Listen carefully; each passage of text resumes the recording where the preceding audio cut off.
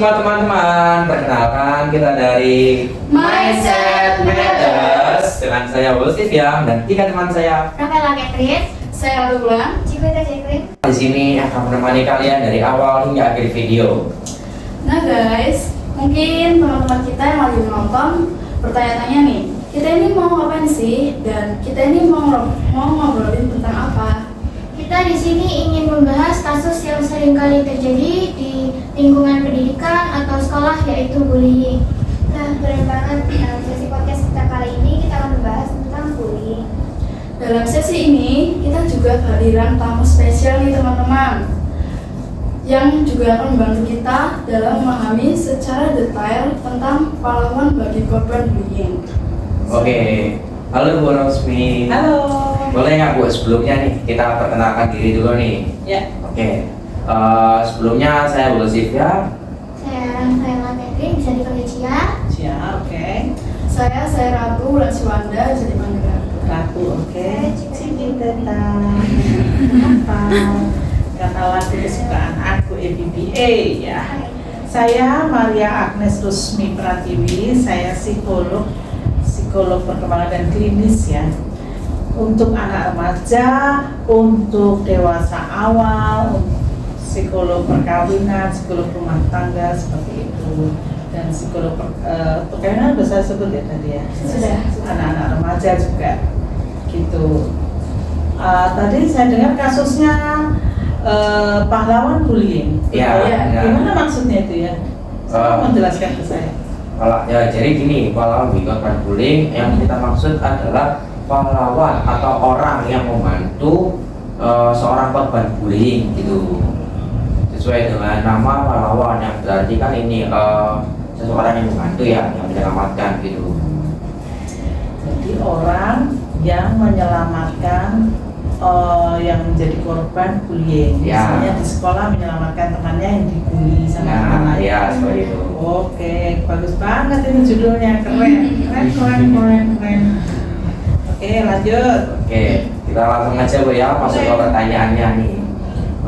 Tadi kan kita udah bahas nih apa yang pertama yang pahlawan gitu ya. Terus kalau yang kedua ini kita apa sih pengertian dari bullying? Pengertian dari bullying Ya. selama ini itu kan orang membuli itu kan dia diperlakukan tidak menyenangkan, diganggu-ganggu, bagaimana baik diganggu yang menjatuhkan mental sebetulnya. Jadi memang di sini perlu kita tahu berhubungan dengan kesehatan mental. Jadi yang mengganggu sendiri sebetulnya memiliki masalah dengan kejiwaannya. Si pembulinya, bullier tuh memiliki masalah, bisa jadi dia masalah ditekan di dalam rumah atau merasa tertekan menjadi buruk atau melihat dirinya itu enggak memiliki kekuatan, akhirnya dia membuli orang lain sampai orang lain itu menjadi takut, terganggu, dan dia merasa punya power gitu.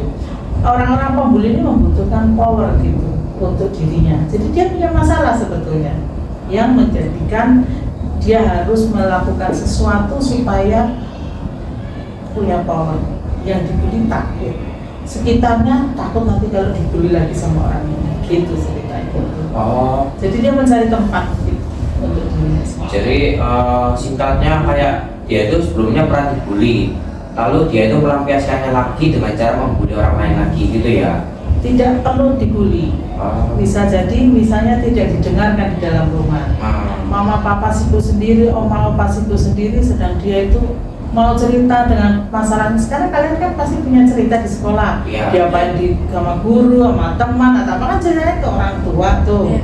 Kalau dia tidak memiliki tempat dan orang tuanya juga melakukan sebuah tindakan yang membuat dia menjadi tidak didengarkan, dia pasti mencari orang yang dia itu orang lemah, enak sekali kalau kita kerjain seperti itu, supaya dia diterima gitu. Jadi dia didengarkan, orang melihat dia, kebutuhan akan dilihat. Kebutuhan bukan dilihat itu artinya kamu itu enggak, ini lo gue, ini memang umur remaja itu begitu. Ini lo aku, gak usah macam-macam sampai aku bang, mana kok sampai aku sih gitu ngomongnya. Iya, Supaya orang jadi takut sama dia. Waduh, hati-hati sama dia. Gawat takut sama ini. Nah itu yang dia cari, orang menjadi takut sama dia karena dia mungkin ketakutan atau tidak didengarkan sama sekali. Masalah tidak perlu harus dibully di rumah gitu. Berarti emang faktor orang tua ya mendukung sekali. Ada faktor orang tua, faktor lingkungan sangat berpengaruh. Gitu. Lalu Bu, kita kan udah bahas nih apa itu bullying awal-awal nih ya. Terus kalau jenisnya sendiri sih ada apa aja sih? Ketiga ya, Ya. jenisnya itu ada 3, cyber, Ya. psikis, dan fisik. Kalau cyber itu kayak kalau kita lihat di YouTube atau media sosial terus dihujat orang-orang, kasusnya itu kayak netizen gitu ya. netizen kayak artis-artis melakukan tindakan keliru Oh, dihujat, iya. dimaki-maki, apalagi si artis punya fans saya itu tidak suka sama lawannya si artis ini, jadi yang lawan itu dihujat. Netizen itu kalau ngomong memang rada-rada ngawur, kadang-kadang Iya benar Bu. menyakitkan gitu. Kita yang baca aja malah jengkel gitu ya. Oh, benar. Nah itu dia dibully dengan kata-kata itu. Kadang saya juga lihat ada beberapa influencer itu yang dia itu udah ngelakuin banyak kebaikan, tapi karena cuma satu kesalahan dia tuh jadi dihujat banyak banget gitu. Iya benar. Kalau kita mau belajar di sosial media, bagus banget sebetulnya peristiwa-peristiwa itu berarti kita harus berhati-hati dalam bertindak karena orang melihat ini ternyata gini, padahal dia sudah berbuat baik tapi kesalahan sedikit orang masih melihat itu. Nah kalau orang-orang yang pembuli, misalnya pembuli itu senang diperhatikan orang gitu, makanya dia mau melakukan sedang tidak tanduk, tetapi dia takut apabila di video atau pembuliannya itu apa yang dia lakukan tuh ada yang merekam. Nah itu dia takut. Jadi dia takut ketahuan gitu. Ya karena hubungannya sama kriminal, hubungan dengan polisi gitu. Kalau misalnya itu menyakitkan, kan ingat nggak kalau kalian ulang tahun, ada yang ulang tahun nih disuruh tiup lilin tapi tangannya diikat sama kabel tis tuh, ada tuh saya pernah lihat. Jadi tangannya ditaruh belakang terus kayak di borgol tapi pakai kabel tis yang besar. Jadi seret kencang sekali sampai putih karena aliran darahnya tidak ngalir gitu ya. Atau ini CC-nya ini ulang tahun. Jadi kita teman-temannya, bukan kita, teman-temannya dia itu berhak memperlakukan orang ini yang ulang tahun ini apa yang mau mereka. Kebayang nggak tangannya diikat di belakang, disurak-surai, disuruh jalan, didorong-dorong, kan terdorong jatuh nggak bisa keseimbangannya nggak ada benarnya. Itu senang teman-teman, itu dibully, gila itu. Saya lihat itu gila banget ya. Terus kue-tartnya dicemong-cemongkan, ditaruh di sini, anaknya nggak bisa berbuat apa-apa, nggak kuasa. Terus waktu itu kami melihat, saya dengan teman-teman kita ada pertemuan di tempat itu. Terus saya lihat kalau dia saya tanya, ada beberapa teman saya bilang, ini kalau si si Cece ini kalau peredaran darahnya berhenti, kalian mau tanggung jawab? Kami nanyanya ke teman-teman. Jadi pembuli itu tidak mau bertanggung jawab pada apa yang terjadi pada yang dibully. Bully itu tidak bertanggung jawab, tidak bertanggung jawab, semaunya sendiri. Itu kalau terjadi apa-apa dan anak ini sakit, dia dipanggil polisi karena berlebihan, kelewatan. Bulinya itu kelewatan. Contoh bully-bully di sekolah itu kan diketawa-ketawain, kadang diinceng-inceng bawah roknya seperti itu, kadang-kadang ya kan. Kadang juga Apa yang ya, terjadi sih di sekolah suka itu? manggil nama orang tua. Oh itu biasa, memang Itu bullying. termasuk bullying kan? Iya, nggak sopan. Nggak sopan. Tapi memang lingkungan sekolah itu yang begitu semua loh ya, nggak cuma di sini toh ya. Hampir semuanya itu mengalami dipanggil. Zaman saya juga ada nama orang tua dipanggil. Dari dulu ya. Gitu. Dipanggil nggak sopan gitu misalnya, man, weh. Dan nama bapaknya, nama bapakku itu Herman, panggilnya man. Weh, itu sih. Tapi ada rasa sakit hati nggak kalau misalkan dipanggil nama orang tua atau justru malah biasa aja? Kalau waktu itu sih nggak apa-apa kok, nggak sampai menghina, ya mentertawakan. Misalnya bapaknya hitam, nah hitam yang dijadikan bahan tertawaan itu bully, kejam itu, nggak boleh. Apa namanya kalau orang bilang body shaming? Nah, Body iya. shaming ya. Narsis ya. Ya, body shaming kalau narsis itu kita sendiri, kitanya yang narsis, kita Narsis. oh, Narsis. rasis, ya boleh.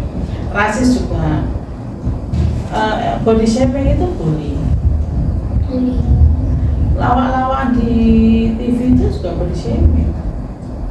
Oh. Jadi kan misalnya, contohnya kalau saya itu menikah, saya itu maaf ya, saya ini suka dengan Tunggul Arwana itu. Oh, iya, tahu. Ya. Ah. Dia kalau ketawa bercandanya itu maaf ini menyebut nama. Candaannya bapak itu tuh suka membahas tentang body gitu. Oh. Kamu mukamu kayak gini, kamu ketawa kayak ini, misalnya. Tapi itu bukan Tunggulnya yang bicara, tapi ada temannya yang suka, lu kalau ketawa lu kayak monyet lu, ketawa semua, tapi sebetulnya itu bully. Seperti itu. Bahkan ada satu kelompok yang mengumpulkan orang-orang latah. Wah, enak tuh kalau latah itu dibully itu, karena latah tuh nggak kontrol waktu bercanda ya, misalnya kamu dor gitu, apalah dia ngomong-ngomong, ada ngomongnya jorok gitu ya. Terus itu refleks tidak sadar, dan itu paling enak dibuat bully-bulian. Padahal kasihan sekali dia sendiri sebetulnya sudah tidak suka diganggu dengan latahnya dia. Dia sangat lelah katanya, kalau orang latah itu kalau diganggu lelah gitu. Sekarang dia harus mengeluarkan energi untuk kata-kata itu, apa perilaku misalnya dor lagi, seperti itu tuh lelah orangnya. Itu sih. Apalagi sudah cukup apa belum? Ada lagi? Tadi katanya mau nanya tuh, katanya gitu. Iya. Kamu nanya apa? Lalu apa jenis bullying yang paling mempengaruhi korban? Tadi kan sudah menyebutkan jenis-jenisnya. Lalu sekarang jenis yang paling mempengaruhi kehidupan korban? Psikis ya. Bullying psikis, jadi menjatuhkan mental. Orang yang dibully itu psikis, fisik semuanya itu kayak cyber itu juga mengganggu kesehatan mental. Nah, kalau sudah terganggu mentalnya, itu nggak bisa tidur, nangis setiap hari, trauma, ketakutan, Pikiran. Ya, overthinking. nggak overthinking ya Kak ya. Kalau overthinking itu kan kalau aku melakukan sesuatu nanti gini, nanti kayak gitu ya, itu berhubungan dengan trauma. Tapi kalau sudah dibully, ketakutan, nanti kelihatan ingat terus apa yang sudah dia alami gitu, sehingga nggak bisa tidur, menangis setiap hari. Itu butuh bantuan banget kalau sudah kena bully itu. Kecil loh yang bully itu kadang-kadang tega sekali. Kadang-kadang sampai mengancam nyawa gitu. Bisa? Mengancamnya gimana misalnya? Yang kayak membuat si korban ini berpikiran untuk bunuh diri. Ya, itu karena dia sudah begitu depresi, ya depresi yang sangat sudah terganggu sekali mentalnya dia itu, sehingga dia ingin bunuh diri. Bunuh diri itu apa sih maksudnya? Bunuh diri adalah peniadaan. Kalau aku mati, aku sudah tidak akan dibully lagi. Kalau aku mati, aku bebas dari masalah. Padahal enggak. Sebetulnya bunuh diri adalah bentuk putus asa.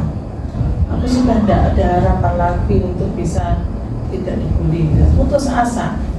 Putus asa ini membuat orang tidak memiliki harapan, hopeless gitu. Apakah kita bisa membantu? Untuk sangat bisa membantu orang-orang yang dibully itu dengan cara tidak membuat dia putus asa. Mungkin kalau yang saya tahu ya, cara membantunya itu mendekati, menemani gitu. Karena yang selama korban dibully itu kan pasti dia kan terhindar dari teman-temannya ya. Lalu cara kita bisa bantu, kalau menurut saya sendiri mendekatinya, mengajak main, mengajak ngobrol gitu. Betul, bagus. kalau dia misal curhat gitu kita dengerin. Tapi nggak boleh bocor. Nah, ya, itu nggak boleh bocor, nggak boleh ember, dan cerita kemana-mana. Ada nih ya, itu, ini cerita lah nggak, gini. Dia udah nggak punya rasa percaya lagi sama kalian. Dia akan kehilangan rasa kepercayaan itu. Dan kamu tuh apa bantu kalau kamu menyebarkan? Tidak lucu sudah. Kalau seperti itu bukan hantu sih kalau menurut saya, itu lebih ke penasaran aja, kepo. Betul. Kalau niat buruk juga ya. Lalu dari cerita tersebut kan bisa dijadikan buat bullying lagi. Betul, jadi bahan untuk menjatuhkan dia lagi. Ya. Aku minum ya, boleh ya? Iya boleh. Iya boleh Bu. Maaf ya, mari minum. Oke. Udah? Nah, sebenarnya saya mau tanya. Soalnya kurang keras. Nah, menurut Ibu kenapa bullying lebih sering terjadi di kalangan remaja daripada usia lain? Dari mana kamu dapat info? Karena saya sering melihat pelajar yang dibully di sekolah. Banyak yang dibully. Tidak usah pelajar, yang sudah dewasa pun ya. Ibu-ibu juga. Oh, itu juga ada. Jadi memang bully itu adalah cara manusia menyenangkan hatinya dengan cara menjatuhkan mental lawan bicaranya atau temannya. Kenapa anak-anak? Ya karena di usia remaja itu ada masa eksistensi diri. Ini loh gue. Nah, dengan cara ini loh gue, tapi dia memakai cara yang keliru. Bukan nunjukin prestasi, tapi nunjukin yang saya di awal tadi, powernya. Ini loh gue, kamu mau apa? Kalau nggak ada gue, kamu nggak bisa apa-apa. Dan banyak, kalau sudah gitu, nanti dia nyari, misalnya dia suka sama seseorang gitu ya, terus dia mau nunjukin ke orang itu bahwa ini loh aku tuh sangat berkuasa di sini, ini loh aku. Padahal nggak gitu kan. Nunjukin seseorang untuk membuktikan bahwa aku layak kamu cintai gitu, dengan cara menjatuhkan mental orang. Biasanya gitu toksik sudah. Kalau sama orang, sama pacarnya, calonnya atau sama teman dekatnya, orang ini udah toksik karena ingin menguasai. Oke? Yang tadi Ibu maksud eksistensi diri ya. ya itu apa ya Bu? Nilai diri. Kamu mau dibilang apa sama kamu pengen menjadi seorang yang bagaimana? Yang usia remaja ini pembentukannya. Aku mau jadi seorang yang belajar, punya banyak teman, dipercaya sama orang. Itu kan bentukan untuk diri kita. Aku ini eksis di situ. Nah, kalau kamu mau didengarkan orang, mau dipercaya orang, ya kamu tidak boleh ember. Kunci mulut. Misalnya aku tanya kamu, jangan Bu, saya tidak bisa, Bu, saya punya rahasia, dan itu rahasia dia Bu, ya aku tidak nanya lagi gitu. Kalau kamu pengen cerita ke saya, ya saya tahu karena dari kalian sendiri, dari mulut kalian kan. Tapi maksudnya eksistensi tadi gini, Mbak Ratu mau pengen jadi apa besok? Dewasanya ada kepinginan, misalnya aku pengen jadi dokter atau psikolog seperti saya, atau guru anak-anak, guru TK, itu semua banyak profesinya. Nah, untuk menjadi seorang guru TK misalnya, apa yang harus kita punya? Sabar, bisa main, bisa dongeng, bisa nyanyi, gitu kan? Terus senang dengan anak-anak. Sekarang kalau kita sabar, kita nggak senang sama anak-anak, gimana jadi guru anak-anak kan? Senang dengan anak-anak. Bagaimana kita senang dengan anak-anak? Aku mau hati gembira, aku orang yang gembira, sehingga kalau orang gembira itu anak-anak mendekat. Seperti itu. Kalau kamu mau jadi seorang dokter, ya aku harus pintar dan sabar. Kalau tidak pintar, dokter apa? Orang sakit ini diobati ini. Kalau sakit apa salah lagi obatnya. Jadi kita nggak bisa semaunya sendiri. Kita harus bertanggung jawab pada pilihan. Aku seorang laki-laki yang bertanggung jawab. Orang kalau berteman dengan kamu pasti senang karena kamu orangnya tanggung jawab. Ya jangan, kita nggak usah malam-malam nanti dimarahin mama, tak anterin pulang kamu. Seperti itu. Jadi kita belajar menunjuk, kita belajar untuk aku ingin jadi apa sih sebetulnya, itu eksistensinya. Jadi oh ternyata Cikita lah, maaf ya Cikita ya. Cikita itu orangnya lembut gitu ya.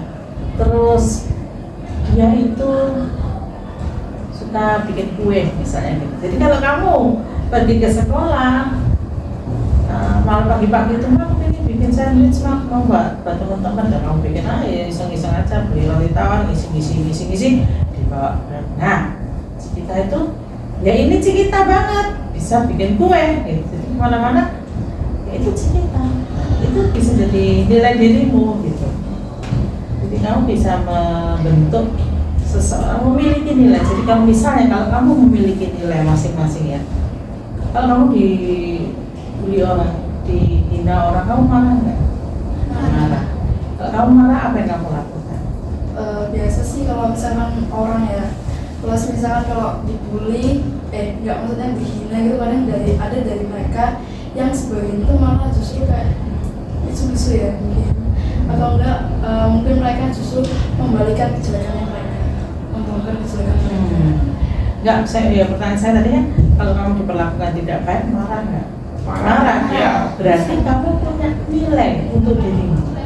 Nilai bahwa nilai ini kalau diganggu, kamu merasa aku nggak pantas diperlakukan ini. Aku nggak mau. Itu ada nilai, itu eksistensi. Jadi aku nggak mau kamu perlakukan gitu.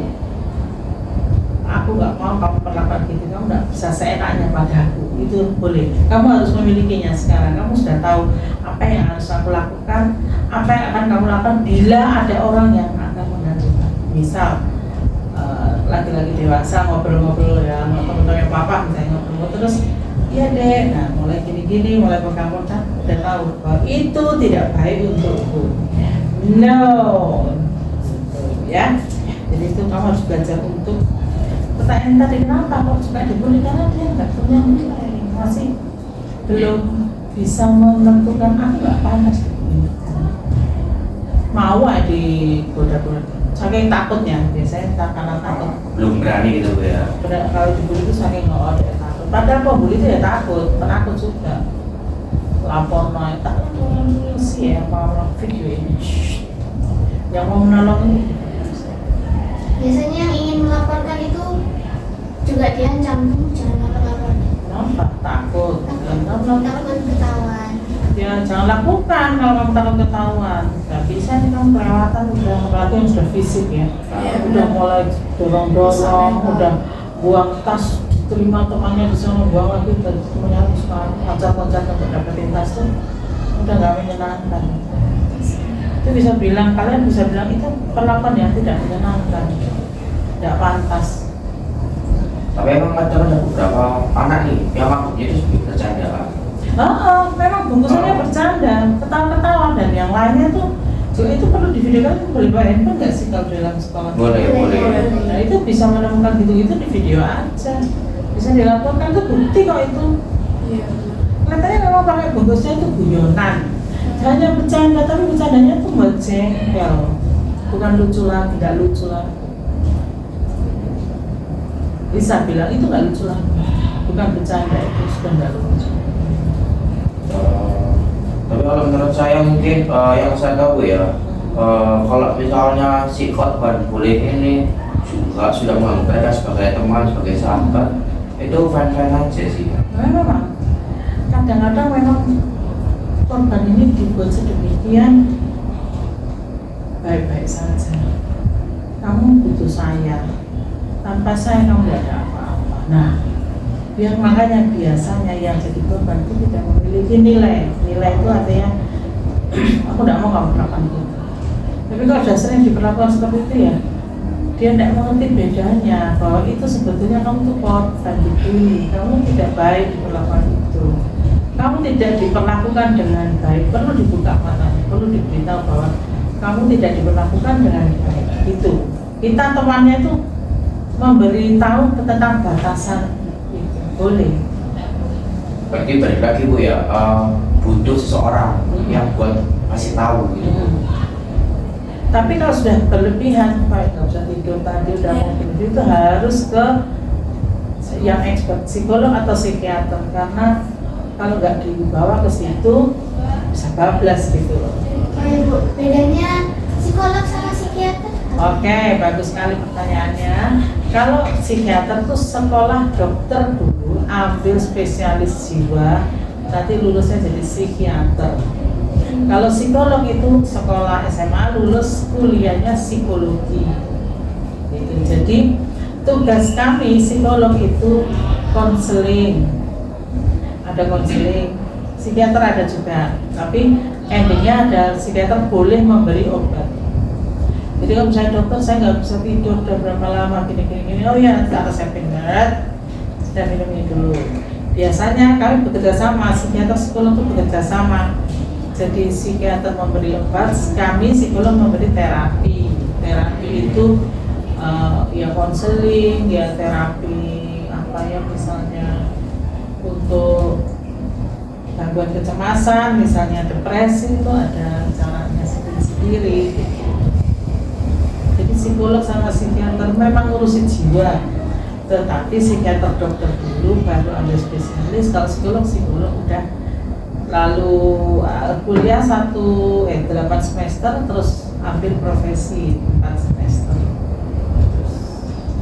4 semester berarti 2 tahun ya, 4 semester 2 tahun, 8 semester 4 tahun, jadi 6 tahun udah jadi profesi psikolog, boleh praktek. Kalau S1 nggak boleh praktek. Jadi kan Bu, tadi kan Ibu bilang saya itu karena takut, itu apakah ada alasan lain kenapa korban sulit melakukan kejadian yang mereka alami? Sulit? Melaporkan kejadian yang mereka alami. Ya takut. Apakah ada alasan lain apa ya? Kenapa kamu nggak mau lapor? Ancaman kan? Selalu ada ancaman di belakang itu. Dia merasa terancam, kayak pernah tuh ada yang kalau kamu lapor, ibumu nanti bisa masuk neraka. Oh, sampai ke orang tua. Ke orang tua. Terus kalau kamu lapor polisi, lihat aja nanti. Kayak gitu-gitu, ngancam. Padahal dia sendiri juga takut. Betul, karena takut si orang Dia itu ngancam. ngancam. Gitu. Dulu tayo, Iya. gitu sih. Jadi memang perlu dibantu yang teman-teman yang dibully itu. Nah, Karena oke, pertanyaan dari saya, apa tindakan yang harus diambil oleh teman-teman sekitarnya ketika mengetahui kalau temannya itu juga dibully di depan mata mereka sendiri? tadi apa tadi kita bicara panjang lebar, hampir 1 jam ini kita ngomongin apa? Rekam sebagai bukti. Laporkan. Laporkan sebagai bukti. Kamu bisa melaporkan, bisa tidak, tetapi kamu punya bukti. Bukti itu sangat kuat. Terus temanmu yang dibully itu diberi kekuatan, maksudnya jangan takut gitu, diberi itu. Laporkan saja. Nggak semudah, kalau nggak ada bukti mungkin sulit. Apalagi ini anak orang yang punya peran kuat di sekolah. Oh iya benar. Susah. Jabat tinggi. Biasanya kayak anak guru, anak kepala sekolah gitu ya. Loh, emangnya anak kepala sekolah juga bully-bully? Oh, enggak. Enggak, ini kayak Contoh. Ada kasus lugu dari berita juga ada.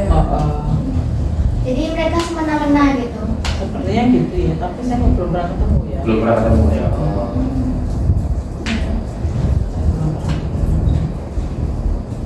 Kadang guru juga membuli loh. Ini juga membuli Bu. Iya. Saya tidak tahu alasannya mengapa guru membuli, tetapi dia itu nggak sakno gitu loh sama anak-anak didiknya itu. Entah ingin berkuasa, ya seperti itulah. Pokoknya intinya kalau membuli itu kan melakukan suatu tindakan yang ingin menunjukkan ini loh gue, dengan cara yang tidak baik, dengan cara yang tidak sopan atau semaunya sendiri, menyakitkan, membuat temannya tidak nyaman, yang dibully itu tidak nyaman, ketakutan dan sangat mengganggu mentalnya itu.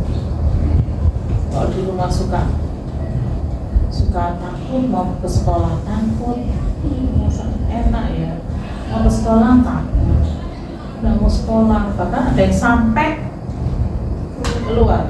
Ada itu sering anak yang tidak dipercaya guru, terus setiap apa yang diomongkan tuh dianggap bohong. Nah itu juga nggak boleh, itu boleh juga. Sebetulnya itu secara verbal tuh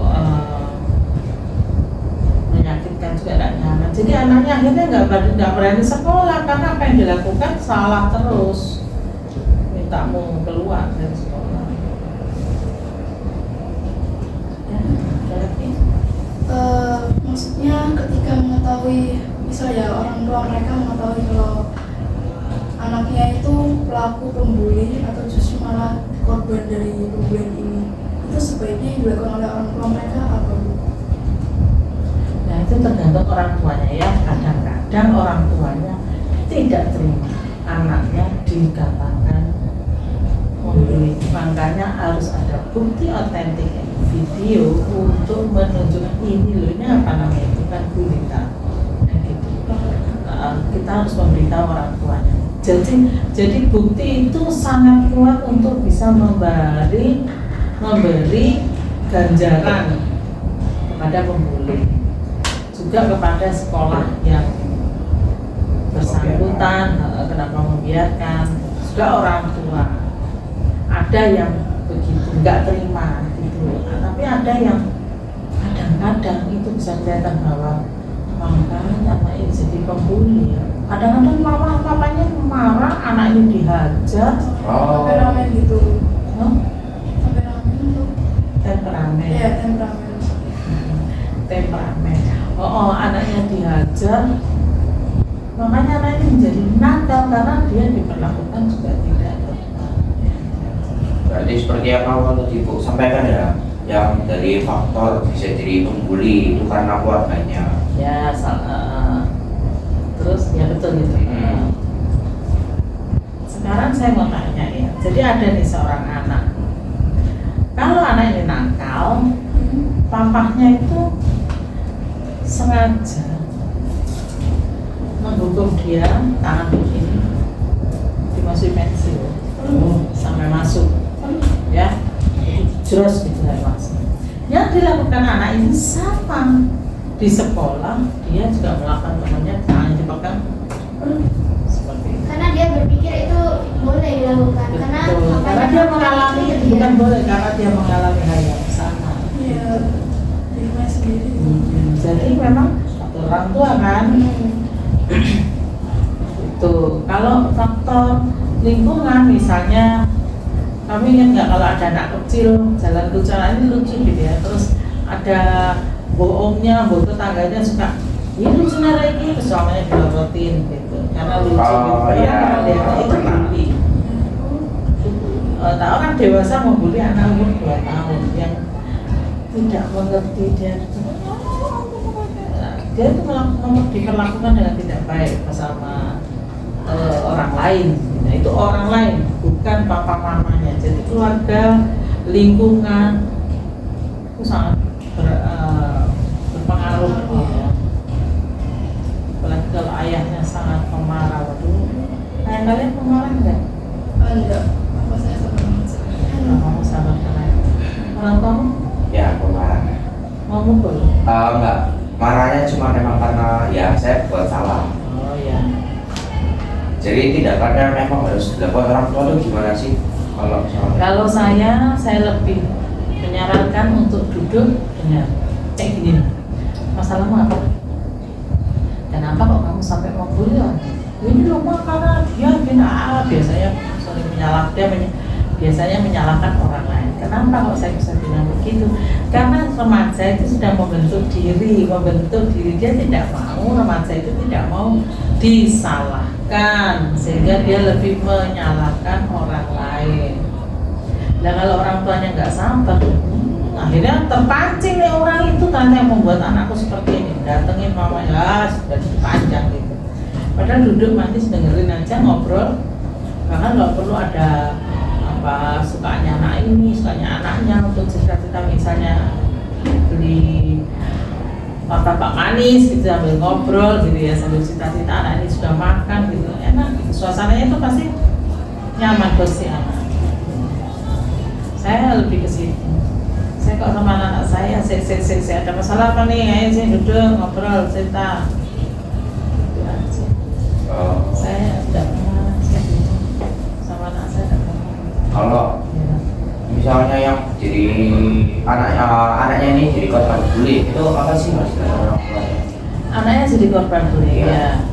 Ada nih, anaknya jadi korban bully. Apa yang dilakukan orang tuanya? Orang tuanya nomor satu harus mau mendengarkan. Orang tua harus mau mendengarkan. Jadilah pendengar yang baik bagi anak-anakmu. Anakmu salah atau tidak, anakmu benar atau keliru, dengarkan dia. Karena siapa lagi yang mau mendengarkan anak ini kalau bukan orang tua?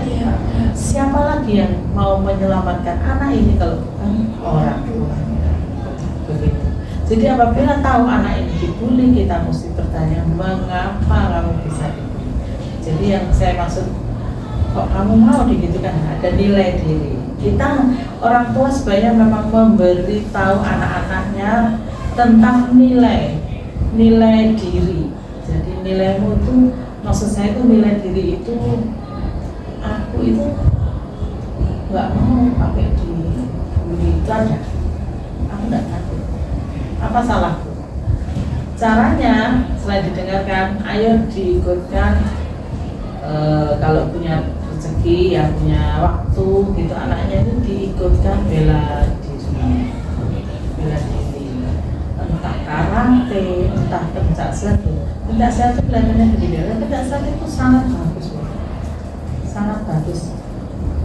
Bisa menghindari tingkah laku yang tidak baik. Harus punya saran saya sih, harus memiliki bisa bela diri. Tujuannya pernah nih yang terjadi sama anak saya ya, mau dikeroyok Mana ibu saya cowok.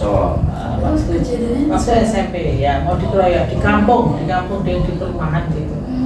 Terus dia cerita pada bapaknya, Pak, aku mau suami saya ya, Pak, aku mau dikeroyok. Oh ya, kamu takut?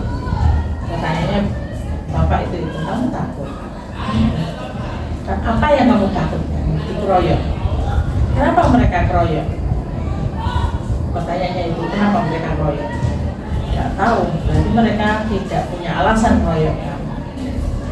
Buat supaya memang tidak ada alasan keroyok kamu. Caranya? Pertanyaannya alasannya.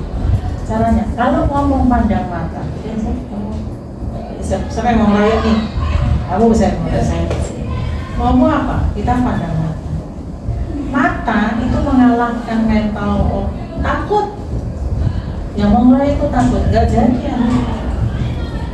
Naik sepeda berdua, bergerombol-gerombol.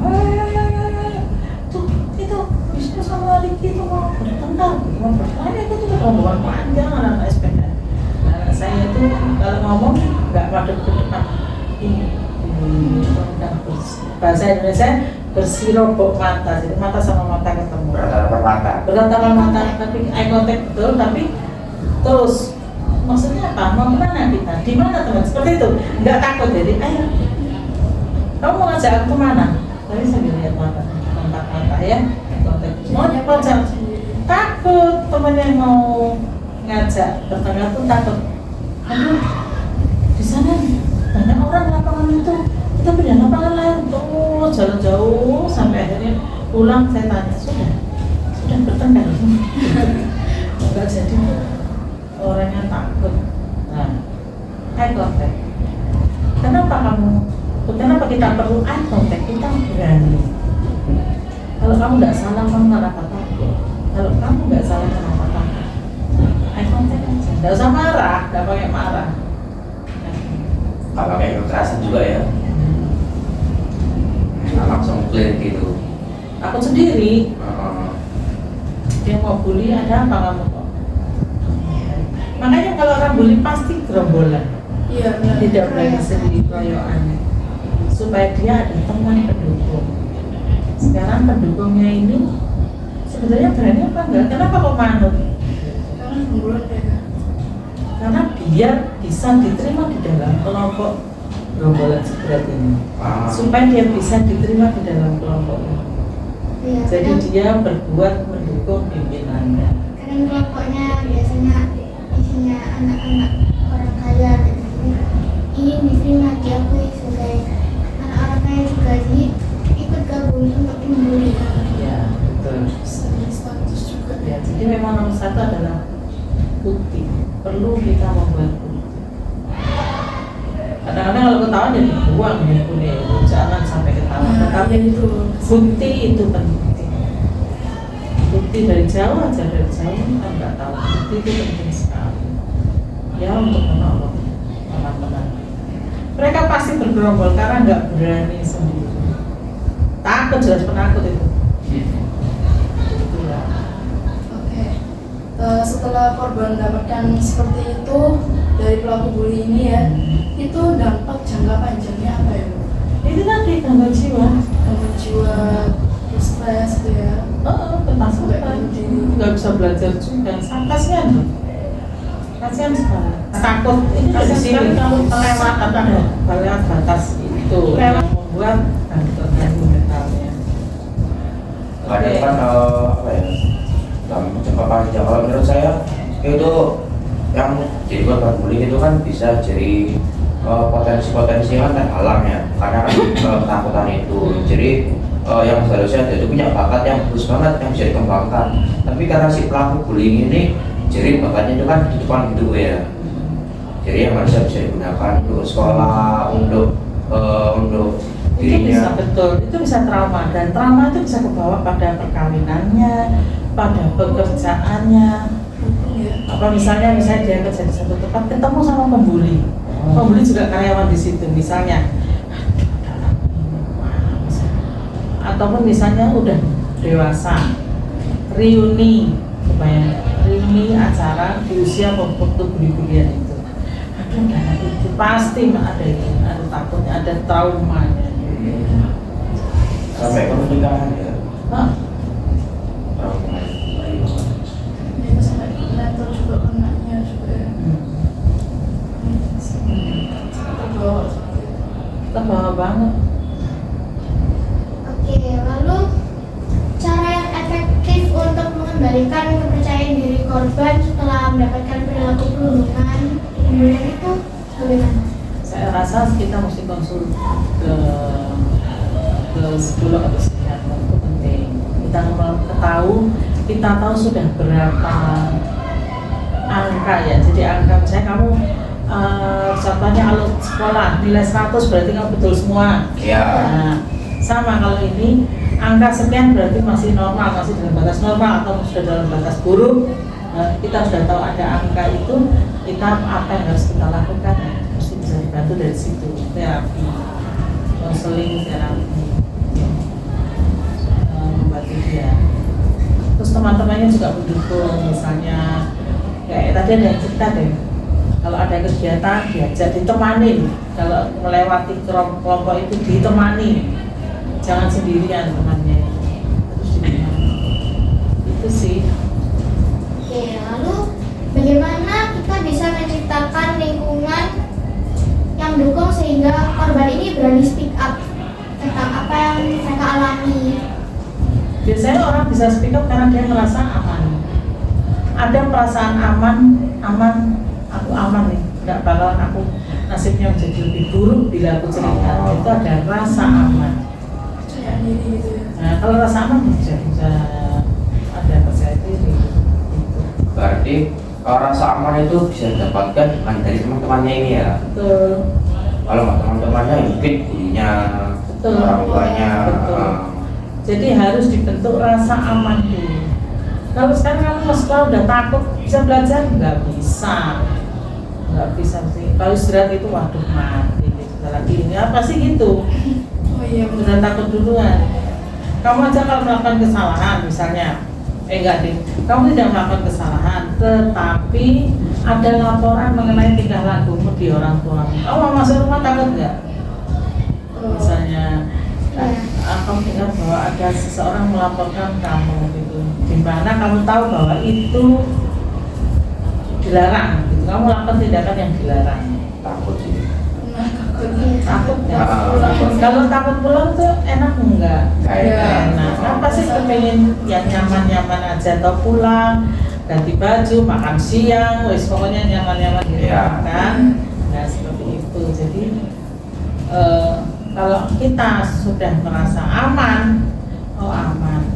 Jadi kita harus menunjukkan kepada yang dibully itu bahwa kamu aman dengan saya, kamu baik-baik aja, it's okay. Bisa. Udah, oke. Pertanyaan dari kita udah segitu aja sih, cukup ya. Baik. Oke. Nah, teman-teman, kita kan udah membahas nih dari banyak banget nih, udah panjang lebar.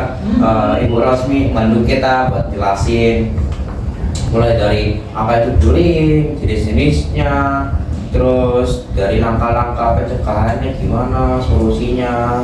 Nah, yang bisa kita simpulkan adalah yang pertama kuncinya itu adalah video. Jadi dengan kita merekam video kejadian tersebut, kita tuh bisa membantu korban bullyingnya itu. Nah, benar banget. Kita udah membahas lengkap sekali, tapi kira-kira teman-teman udah pada paham belum ya? Semoga udah paham ya. Nah, sebelum kita closing nih, apakah Ibu Rosmi ada pesan buat teman-teman kita? Ada dong. ada dong. Boleh ya? Ya. Adik-adik, sekolah yang baik aja. Supaya apa? Supaya kamu bisa menentukan masa depanmu dengan bertanggung jawab. Bertindaklah bertanggung jawab, sehingga kamu bisa melewati kehidupan ini dengan menyenangkan, karena kamu tahu apa yang harus kamu lakukan, kamu tahu apa yang tidak baik untuk kamu. Kamu tahu aku tidak suka diperlakukan seperti ini. Kamu tahu harus bersikap apa bila kamu tahu tentang segala ada nilai. Kamu perlu menciptakan nilai dirimu. Aku anak yang nggak mau diperlakukan tidak baik, tidak sopan. Aku nggak mau. Aku anak yang pintar. Aku mau jadi psikolog. Gitu. Akhirnya terbentuk di otak kita, terbentuk di jiwa kita bahwa kita ini seperti ini. Aku bukan orang yang gampang kamu bodohin misalnya. Nah, aku adalah orang yang nyaman bagi orang lain. Akhirnya kita bisa membantu orang lain untuk mau cerita ke kita bisa menjadi jembatan yang tepat bagi orang-orang untuk bisa menceritakan ketakutannya dan menjadi teman kita itu jadi nyaman bila bercerita dengan kita ya. Oke? Bisa pasti. Tentukan nilai dirimu. Siap. Oke, terima kasih Bu. Baik, sampai sini saja ya. Kami dari Mindset Matters mengucapkan terima kasih kepada Ibu Rosmi karena telah bersedia hadir dalam acara ini. Ya, oke. Semoga sukses. Jadilah pelajar dan manusia yang bertanggung jawab. Sukses selalu. Kami juga mengucapkan terima kasih kepada teman-teman yang udah luangin waktunya nih buat nontonin podcast kita. Tapi kita juga percaya teman-teman gak bakalan menyesal deh kalau misalnya melihat video podcast kita kali ini, karena pesan-pesan dari Bu Rosmi ini sangat banyak sekali artinya, sangat bagus gitu. Kami juga mohon maaf bila ada salah kata yang kurang berkenan dari kami. Jangan lupa like, comment, dan subscribe. Adios.